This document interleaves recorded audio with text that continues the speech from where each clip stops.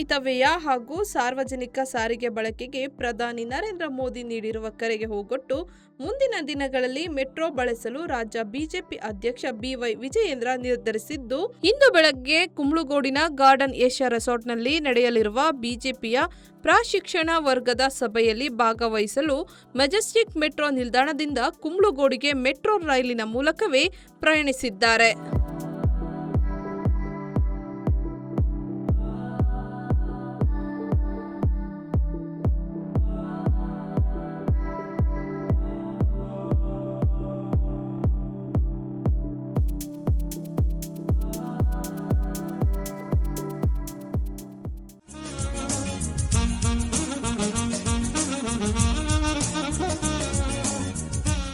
ಸಂಪೂರ್ಣ ನ್ಯೂಸ್, ಇದು ನೊಂದವರ ಧ್ವನಿ.